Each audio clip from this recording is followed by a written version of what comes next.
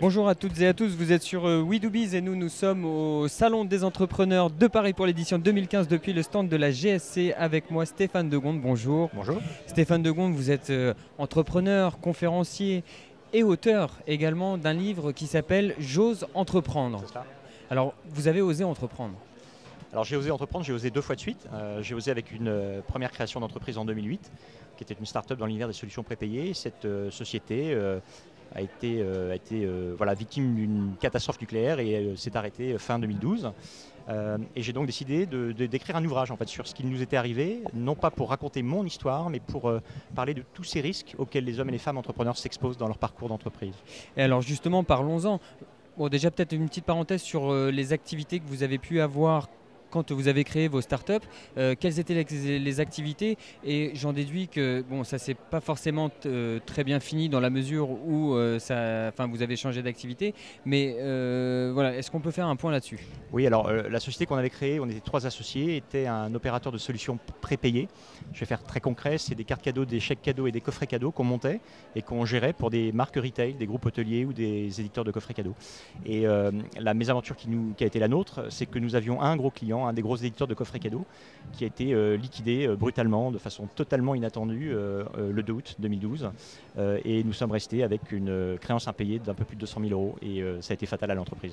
D'accord. Alors, dans quel état d'esprit on est à ce moment-là, quand vraiment on rencontre cette difficulté-là, où on plante une entreprise, qu'est-ce qu'on fait? Alors, premier sentiment, on est vraiment dans les émotions, qui sont des émotions négatives. Je suis passé un peu par toutes les couleurs de l'arc-en-ciel, surtout les plus sombres. Et pourquoi? Des émotions qui étaient injustice, trahison, mensonge, et qui n'étaient finalement pas les bonnes émotions ou les bonnes sensations. Et j'ai pris un peu de recul par rapport à ça et je me suis posé la question de savoir si nous, en tant que dirigeants d'entreprise, mes associés et moi, nous n'avions pas préparé le terrain fragile et donc un peu mis la société en configuration d'échec. Et alors comment on fait pour repartir? Alors c'est compliqué parce que quand on lance une entreprise, on devient un anonyme par rapport à son statut de salarié d'avant. Mais quand on plante une entreprise qu'on a dirigée, on est doublement anonyme. C'est-à-dire que là, on repart vraiment de zéro et de la feuille blanche. Et je crois qu'on repart avec la foi, avec ce sentiment un peu indescriptible de se dire on est porté, on est animé par cette volonté de créer, de construire et de raconter une nouvelle histoire. Et moi, la nouvelle histoire que j'avais envie de raconter, c'était une histoire qui était l'histoire d'un livre, dans un livre, sur cette vie d'entrepreneur dont on ne parle jamais. Et alors justement, est-ce qu'on peut parler de cette vie d'entrepreneur?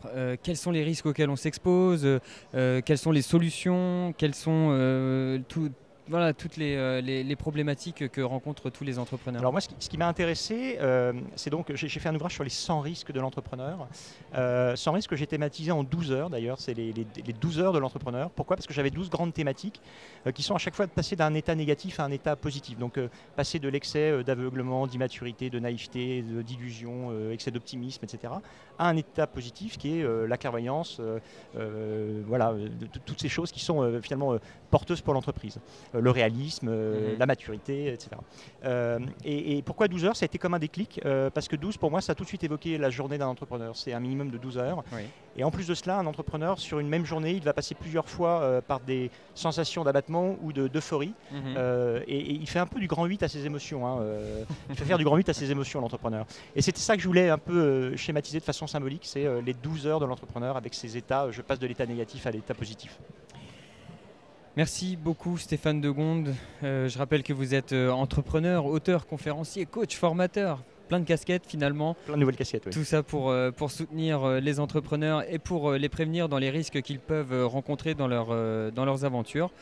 Merci encore d'avoir répondu à nos questions et puis à très bientôt sur notre antenne. À bientôt, au revoir.